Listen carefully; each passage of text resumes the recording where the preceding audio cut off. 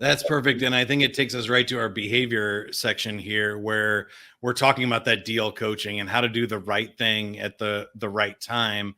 This is more and more important for salespeople. I feel like in today's world, it can be confusing. There's complicated buying cycles and buying teams, but also people are coming to you at all different stages of the buying process, where it was really easy, maybe, and comparatively, maybe 20 years ago, some things were easy, but um, it was easier to tell that like this person had experience with our product or service, they're who they are in the organization, Mhm. what part of this journey are they in, and how much they know about our product or service. Today's world, I feel like it's much more murky and cloudy. And so Octus's Deal IQ product, and this is the one that Sandler is really excited about, can help us identify some of those things.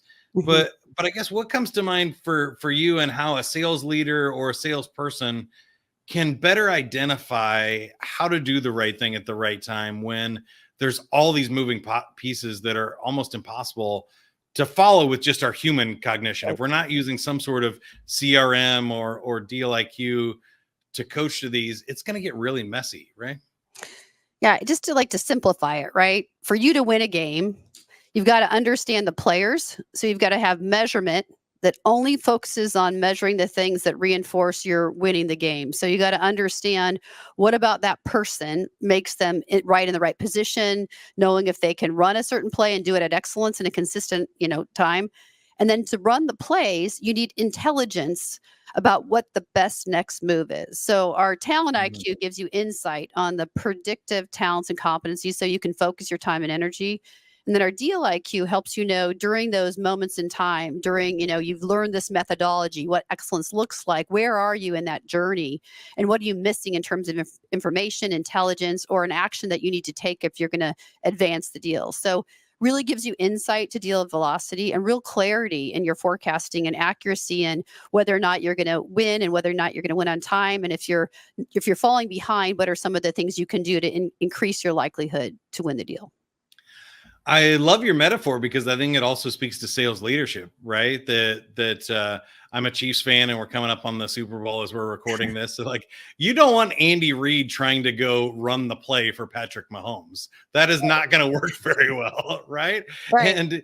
And so we need these leaders to have this insight in order to ask the right questions and coach them to do it correctly and make sure that they're staying on the sideline. So Andy Reid and the Chiefs organization can choose the right players, but then they Right. got to go coach them to run the plays and to solve the problems as they come up. They can't go do that for them. And I feel like that happens way too much with sales leadership. What do you think?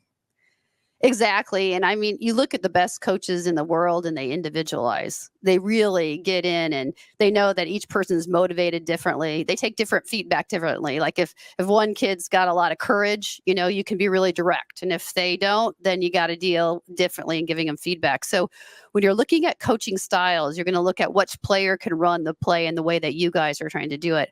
I'm not a football expert, but it's interesting because when we look at coaches and we look at sales managers, there's so many things because we actually measure the talents of athletes and coaches just like we measure the talents of sellers and sales leaders.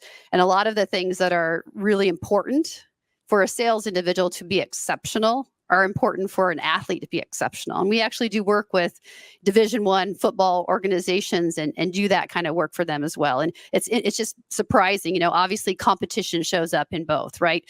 Team collaboration shows up in both. A lot of those things that really make a great salesperson are consistent. I find that too. It's really interesting. With Sandler, there's a bunch of stuff like practicing and role playing, and we need to run through these plays before we go do them live, right? I think far too many businesses just show up and play every day like it's Sunday.